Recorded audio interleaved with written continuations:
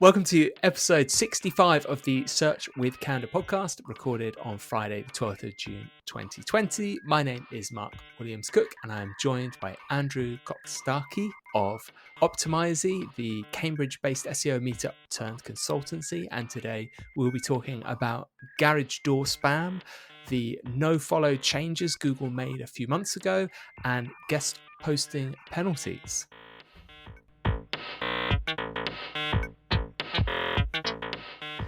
Andrew, thank you for joining us on this episode at such short notice as well. Thanks for having me, Mark. I can honestly say I've been a fan of your podcast since it started. Well, that's a very nice way to start the podcast.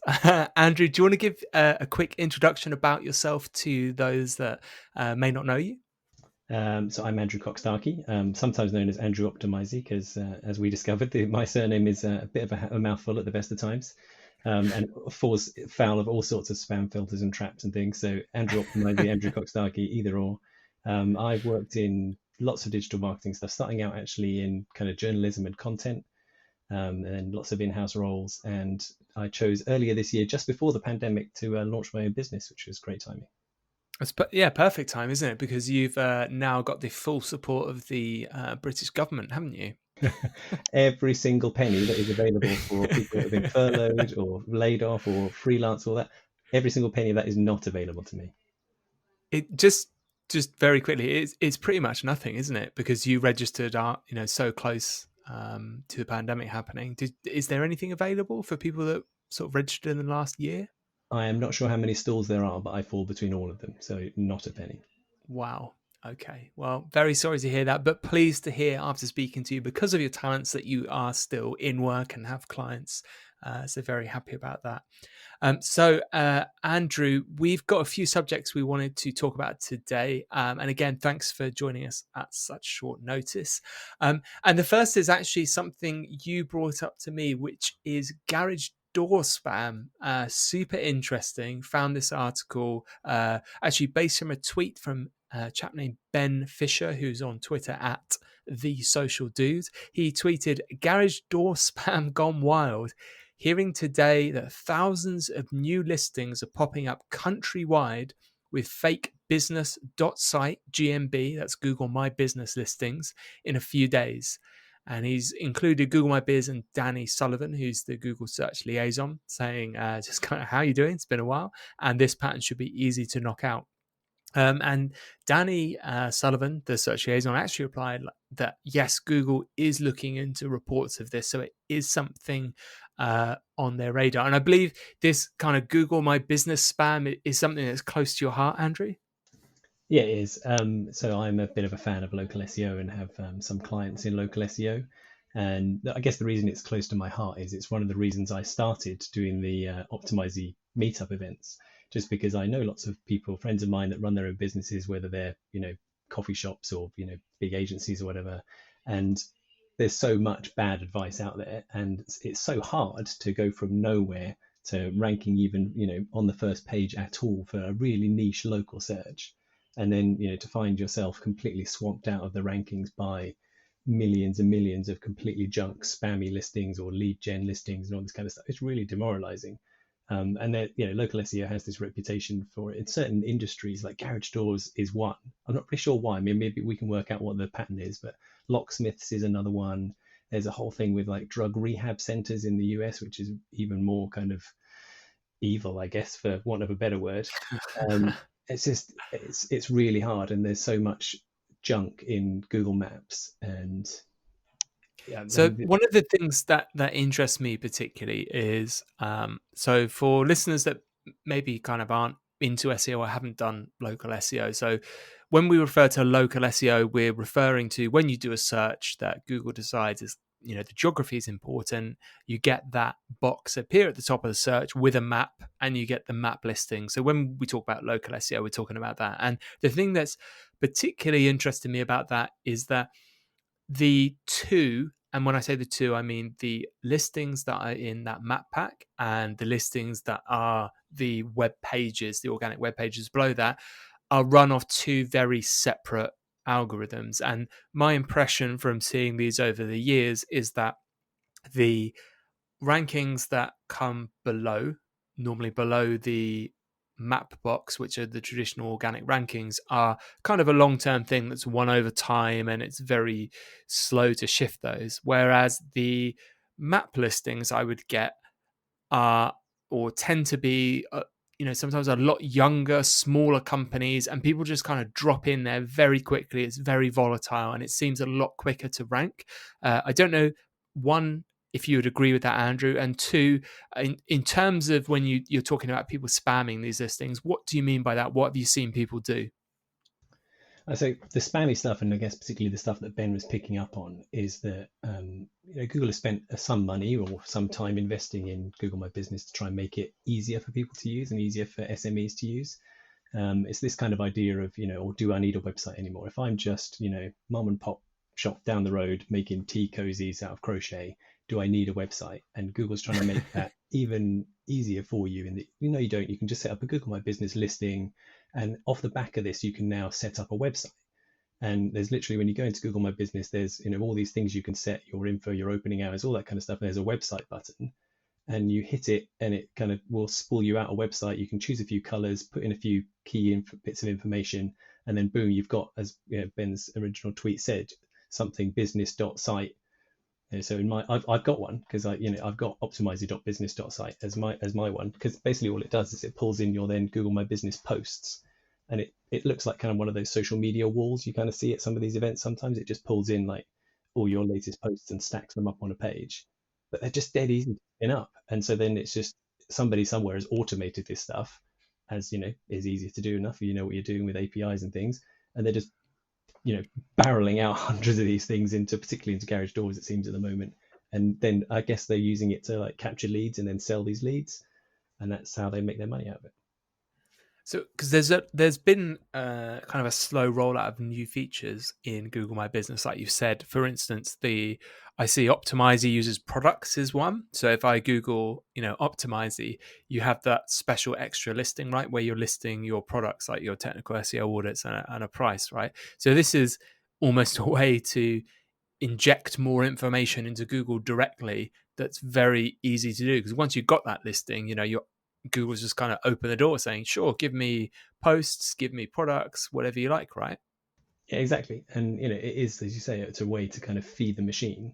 So if you're telling Google like, hey, I am, X coffee shop and I have, A, B, and C products, if you're putting them in a product listing on your Google, it's a really clear way for Google to know, okay, you are in this area.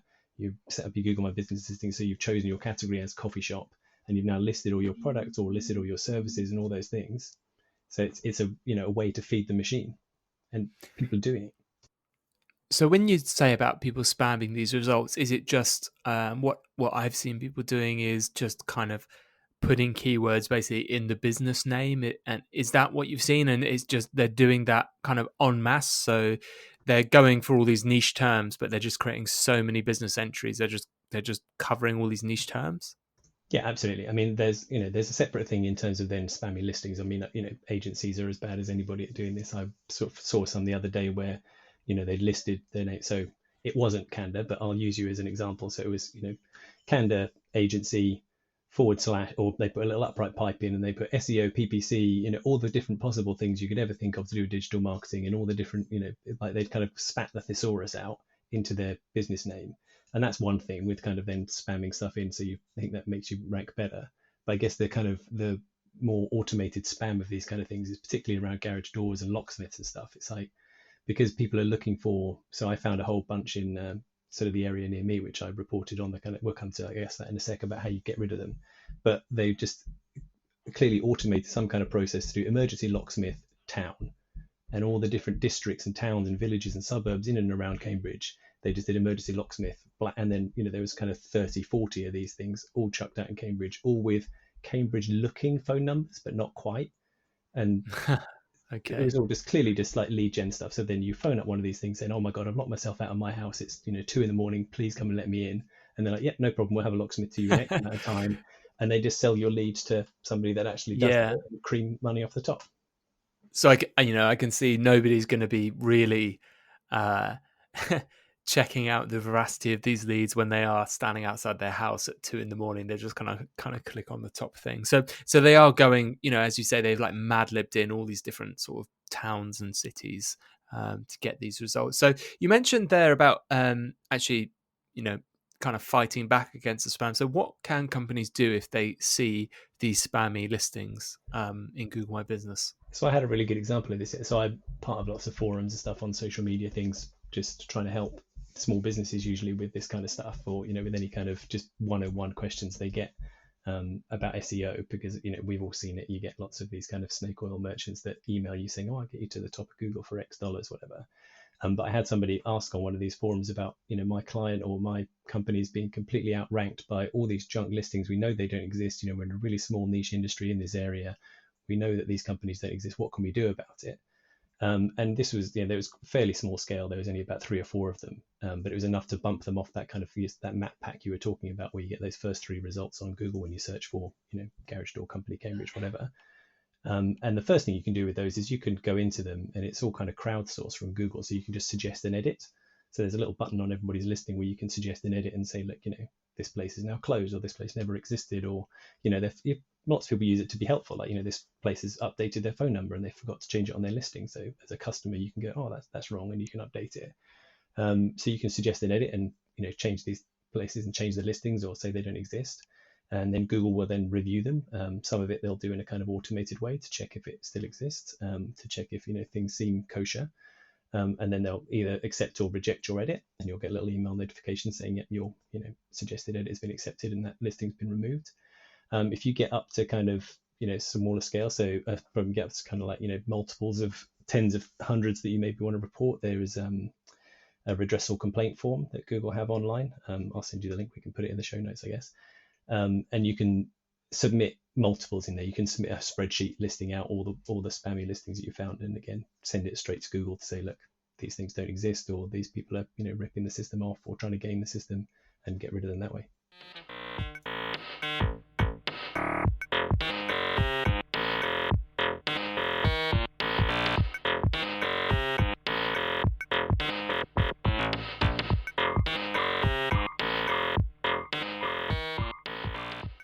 A few days ago, Google published their 2019 Google Web Spam report, which I will link to in the show notes, along with the other links that Andrew mentioned in the previous section. And you can get them at search.withcandor.co.uk. Now, something interesting came up in this web spam report. So, as I said, I'll link to it and you can have a read through it. It's really interesting seeing some of the statistics about the huge amount of spam that Google is fighting. And I think sometimes actually we probably, we complain about search results sometimes, but I think we probably don't appreciate just how much spam Google is actually protecting us from. That's just being published online automatically. The numbers they put in there are just astronomical. So I think they're probably doing a better job than we give them credit for. But there was one particular tweet by AJ Cohn that really interested me, which was basically this web spam report talked about one of the biggest types of web spam that Google is combating is link spam, which unfortunately we have to admit will be due to SEOs, black hat SEOs, spamming links and trying to basically pass PageRank to sites that don't deserve it. And AJ Cohn tweeted, reading Google Web Spam Report 2019. And then he said, did I miss the announcement that rel equals sponsored and rel equals UGC would be used for ranking purposes? So if you've missed that previous podcast or announcement, I will link to it again in the show notes. It was episode 27. We went through the new Google announcement on rel nofollow and the changes they published there. So to give you a very quick reminder, for many years now, we've had the rel nofollow attribute that we can put on links, which is when we're saying to Google, we don't want to vouch for this link. So Google doesn't pass PageRank through, or didn't used to pass PageRank through, any rel nofollow link. So you would use this when you link to sites that you didn't trust, or perhaps sites that had paid for a link, because obviously it's absolutely fine if websites want to advertise on your site to drive traffic. You just need to mark those as a rel nofollow to say to Google, look, they've paid for this link.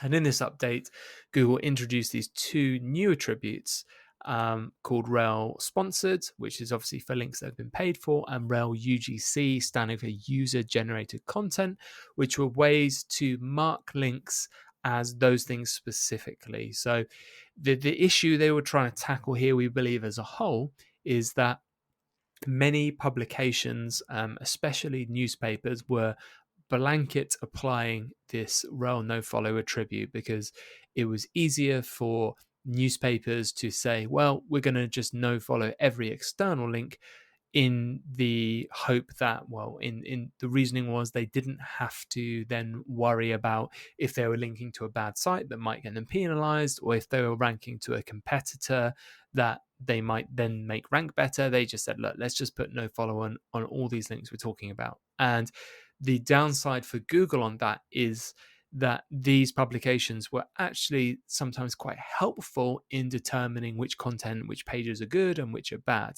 So part of this announcement they bundled out was they're going to start taking this rel nofollow as a hint. And that means that at Google's discretion, they may actually pass PageRank through nofollow links if they think it's a genuine editorial citation. And I think this is particularly to cover these particularly big media sites. And they added in this rel sponsored, rel UGC.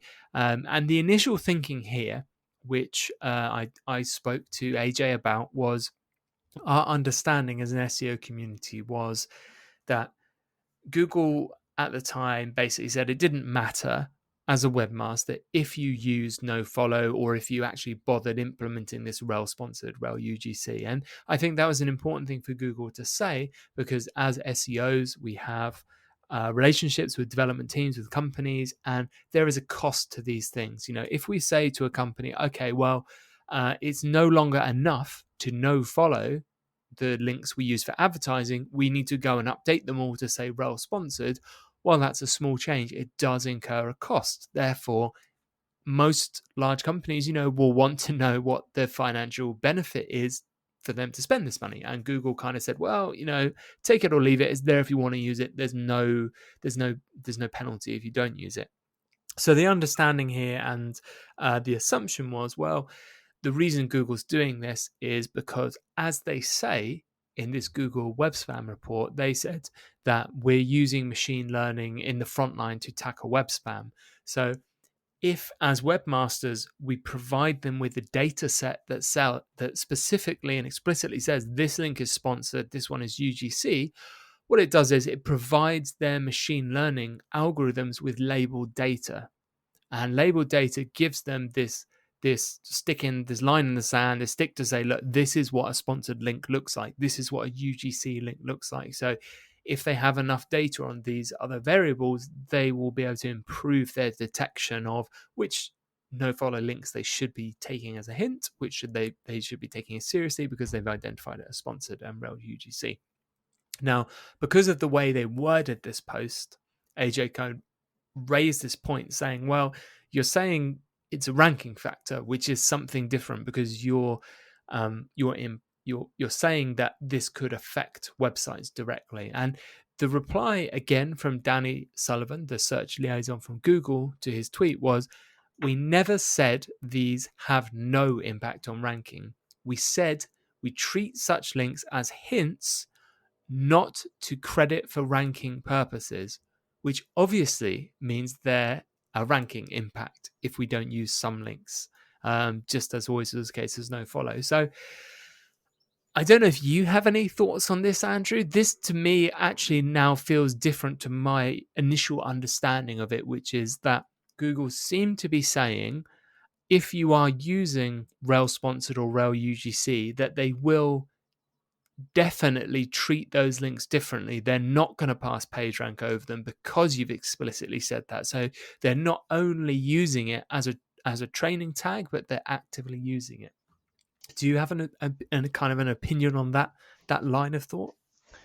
This is a really interesting one because AJ is one of those people that doesn't talk a lot about SEO, and I count myself in the camp that probably talks about it too much, and I spend way too much time on social media.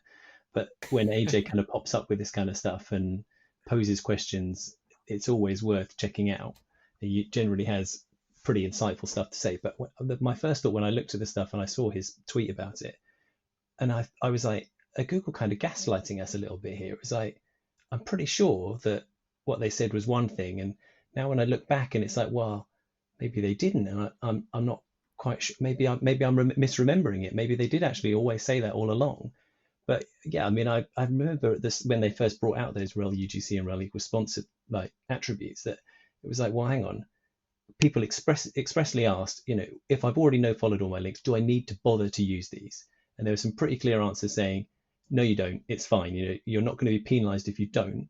It's just to help. If you would do this if you were going to be a good web citizen. So it's a good thing to kind of like help Google make the web a better place by using these attributes to help us, as you kind of said, like to identify for the machines to say, okay, right, this is what a sponsored link looks like. This is what UGC content looks like with links in it. Right, okay, now the machine's getting more intelligent. It can pick this stuff up better. But looking at that kind of and again, I feel sorry for the Google team really. Like, everything they say is picked over with a fine tooth comb by some pretty forensic people and highly intelligent. Yeah, right. It's like, Danny was, on some webinar or whatever, and it's like, oh, he said this thing, but he was touching his left ear when he said it, which means that it's not true. And, everything they say must get, it must be absolutely agonizing for them to think about the words they're going to use and the words they're not going to use. And yeah, it's a really tricky one, but it does seem a slightly different interpretation from what I first thought it was.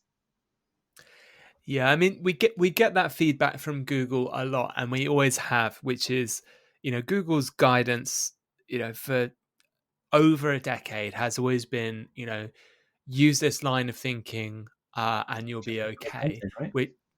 Yeah, exactly. Just make good content, and the difficulty of people who work as either agencies or even in-house or certainly as freelancers is that we're held at the sharp end of the stick, which is, if you're incurring cost, if you're telling us to do things, if we're paying you for consultancy, we need to see results. So, and SEO is, in my opinion, in many ways, the summation of lots of small things, because there are lots of things in SEO where people are like, well, it depends. Yet this is ideal, but it doesn't matter hugely.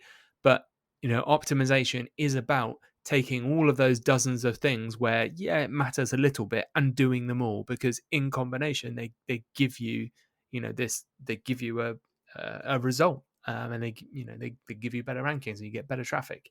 So I think it does frustrate SEOs when, and I can see the frustration, like you say, from Google's side, which is Google's like, look, this is actually really complicated, and if we commit to saying one thing, it's open to being misinterpreted, and we're definitely going to set people galloping in one direction. Because if Google says this is a ranking factor, then that's going to be quoted you know, time and time by SEOs and pushed hard.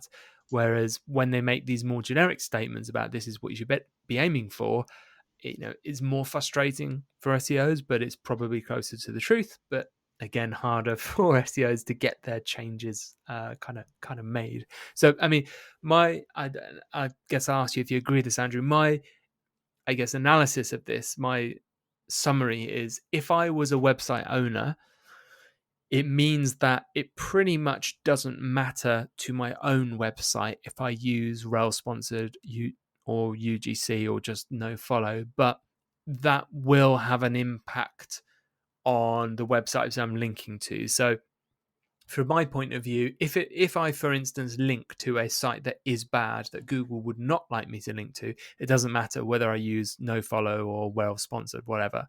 However, from a probability point of view, if I am that website being linked to, if I have a rel sponsored or rel UGC, the chances of me getting page rank from that link are reduced pretty much to zero. Would you agree with that? Yeah, I think I would agree with that interpretation. I say it's that it still comes back to that. If you're a site owner and you already no followed the links that you think should be no followed, rather than just do one Mm, of these kind of blanket no follows, do you need to do anything extra? And the mm, answer is probably not. Just from a selfish yeah, point of view, will it affect your site? Probably not. Will it affect the site you're linking yeah. to? Almost certainly yes. I guess the other Yeah, thing I I want to think. say is this is a kind of the ebb and flow of like, what SEO and Google is, which is why it's exciting for people like you and me, right? But this is the kind of culmination of Google reaping what they sow. Like, so newspaper websites, as we kind of talked about, as the kind of archetypal blanket no followers, this that they no followed everything because Google scared them. Like, there's all these people on the sites getting penalties for linking out to things they probably shouldn't have been and not marking up stuff that was advertorials and blah blah blah, and sites that were gaining from that shouldn't have been, were messing up with Google's search results. So they started dealing out all these penalties for like, you should no follow these things. And so everybody got frightened by this. And that's when this kind of blanket no follow thing, because it's just much easier we'll just blanket no follow everything and then we don't have to worry about it.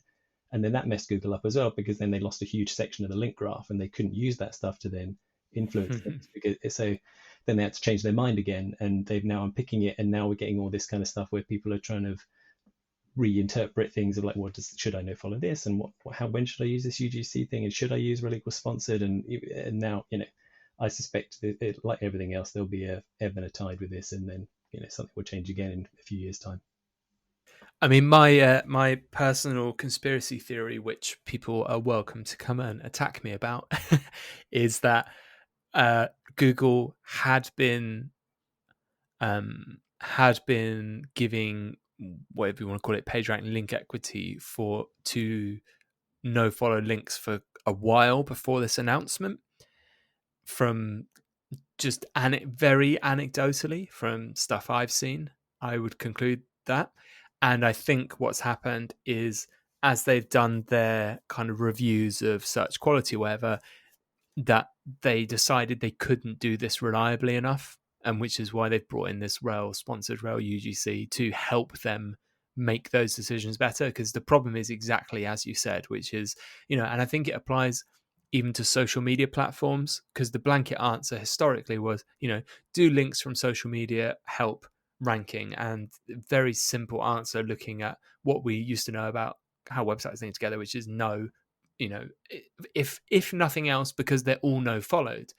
But as I've seen you talk about before as well, there's a lot of nuance to that, about entities and popularity, and what we're talking about now, which is that Google cannot anymore work on the principle that they shouldn't assign page rank if a link is no followed. So yeah, I think interesting times, and more than ever, we don't particularly need to worry that, yeah, we got that brilliant bit of news coverage from a top tier publication, and they won't apply, or they won't remove the no follow. Not as important as it used to be. I love a good conspiracy theory, and that's a good one. I think I don't want to put my tinfoil hat on for that one because it seems quite sensible, really.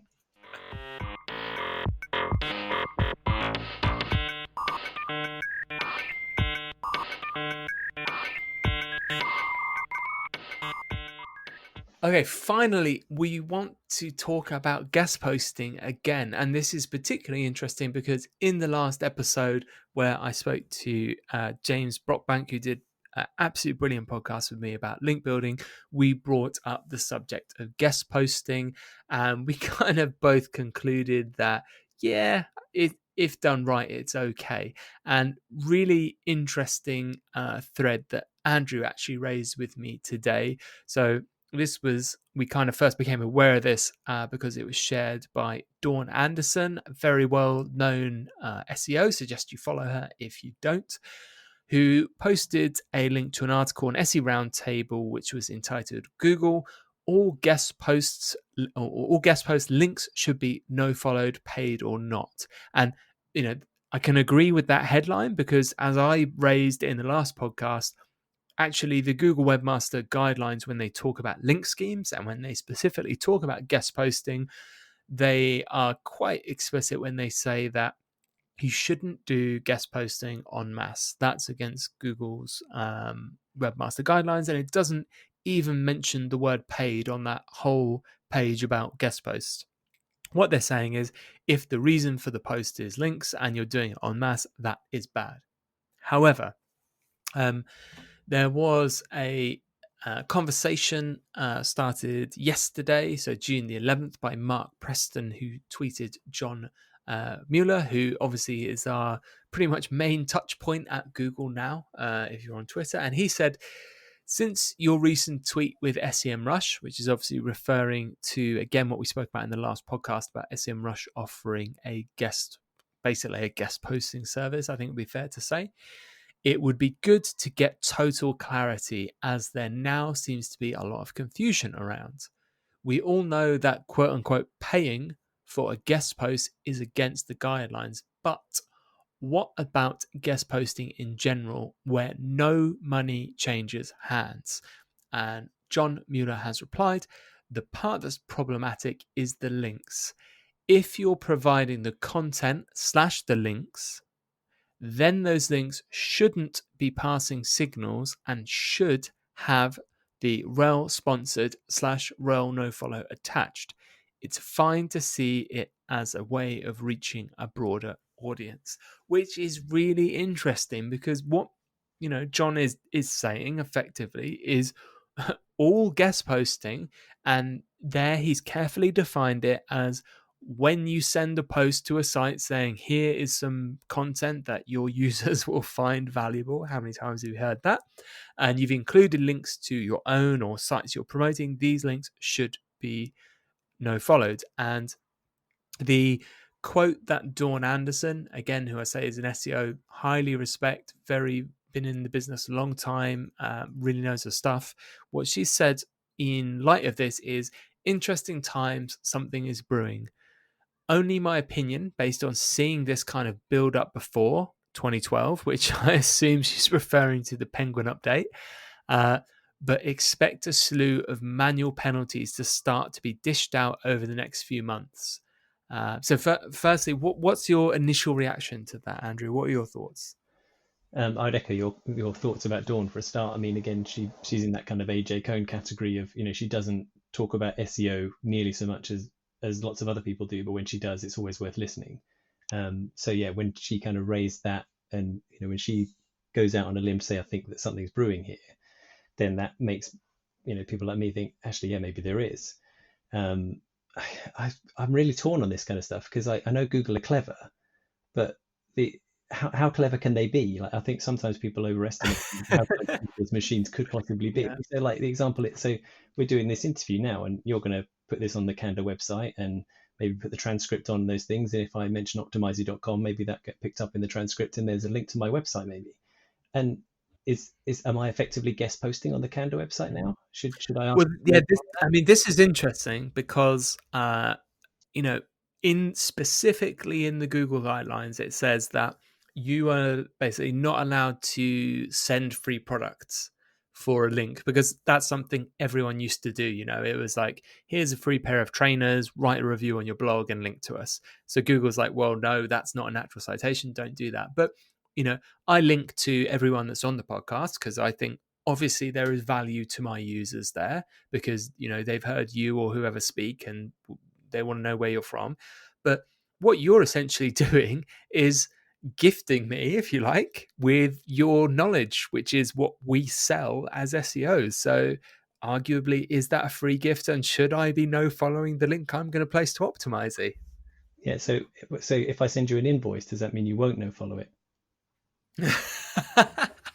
Well, no, it's definitely the paid link then, isn't it? It'll have to be rel It's sponsors. getting very meta, because And be very careful with your answer, because I will no follow this link based on your answer. So what's your honest opinion on this kind of interaction we're having, and what's your interpretation on Google's guidelines? Should this link be no followed? It's all getting very meta, because like when you were asking me to come on the podcast, I was actually listening. I'm a bit behind on the catching up on my podcast, but I was listening to the episode where you were talking to James, and his kind of definition of whether you should or you shouldn't try and get a link somewhere was, if Google didn't exist, would you still want a link there? And the kind of example you were saying, like to kind of build your brand. So are the people that listen to the Candour podcast the sorts of people that I would like to raise my brand aware? Probably half of them are never, most of them, half probably underestimating, but most of them probably never heard of me. So getting my name out in front of them, and they might think, oh, who is that guy? That's good kind of branding and good awareness for me. So if Google didn't exist, yeah, of course, it'd be a great relevant place for me to be. So I think, Mark, you should definitely like do follow, like as Barry did with your link today. You should put a big do follow in there, because that's the thing, right? Yeah, exactly. That's definitely a thing. Um, yeah, so you really tickled me there. So I think it is really interesting because I mean I know Mark Preston himself focuses particularly on kind of technical SEO and on-site SEO. He's not particularly into the link building world. And to rewind a little bit to um, I'm going to be very careful about this. So I had a discussion with an SEO yesterday, so Thursday, about kind of this guest posting about the SEM Rush thing, and we were talking about some sites that we saw were commonly coming up on those emails you get. You know, you get those emails when they say, "Oh, hey, like basically, I'll sell you links," and they give you a list of sites, right? I assume you've had some of them as well. One or two. Yeah. So we were looking at these sites, and one interesting thing that came about was I noticed that we Canada had a link from one of these sites on this list of sites that someone was saying, okay, we're selling links. And I was chatting to this person. I was saying, well, that's interesting because we didn't pay for this link. It was a situation. It was actually a Harrow request, so a help a reporter out request, where I wrote an article in response to a reporter wanting to know something or a webmaster, and then they published my article and they linked to me. So the conclusion I think we came to was there are certainly an awful lot of sites that don't know that they're selling links, because there are sites that regularly accept contributions from other experts, webmasters, whoever. And I think what's happening there is that people build relationships with these sites and they become regular contributors. And those people that are contributing then decide they're going to monetize this contribution by emailing lots of people basically saying, oh, I can get you a link here. And the reason is because they essentially guest posting for this site. So that's something that I consider, as you say, when you say about how smart Google is, how are they going to know when it's actually the site is selling links, or they have, you know, people posting who don't have many scruples that are essentially selling these links? Because we've got a link on a site that I now know someone is offering to sell links from. And going with that, the person I was speaking to had actually experimented in buying links from a whole range of these sites for their own affiliate sites. And they said to me, well, the links, they looked a little bit crap in that some of these sites were, quite obviously guest posting sites, but it worked. I did nothing else. I had content. I had some pretty stable pool rankings. I spent a few grand on links, and then a few months later, I had much better rankings. So I think you've hit the nail on the head, Andrew, when you kind of said how smart can Google be? And I guess my question to you is, what do you think are the ramifications? If Google get it wrong. So if you've genuinely written for this website, but someone else is selling links to it and I buy from it, what happens if Google decides that site is just a link selling platform? I think there's a big risk there, if I'm honest, because so that example of the site you were talking about, where you'd already got a link and earned it, you thought, through the right channels and doing the right kind of things and making useful contributions. So what if you've got a link from a site that 3-4 years ago was really reputable and good, but then since then maybe their editorial standards have drifted a bit, and then they start selling links left, right, and center? Should you be then going back to disavow that link that you quite rightly earned? It's this kind of stuff. I guess it kind of brings us full circle, really, back to the garage door spam. It's like, Google always talk about, oh, they remove all this spam. I think it was like 25 billion pages they've removed from the web or from their search results, in that Webmaster Central blog post you were also talking about. But it's like, that's just a drop in the ocean, really, isn't it? A lot of these businesses that get squeezed out by these things, or get wrongly penalized, it's like they're like a fraction of 1%. It's a rounding error for Google. So if you get caught up in something that maybe you thought you were doing the right thing, but they penalize this website, which ends up dinging your rankings. You're one site out of trillions of websites. It's just, you're not even a bit of grain in Google's desert. They don't care. Andrew, we're already at pretty much 40 minutes now, so I'll have to end it there. Thank you so much for, again, short notice, taking the time to come talk to us. Really appreciate it.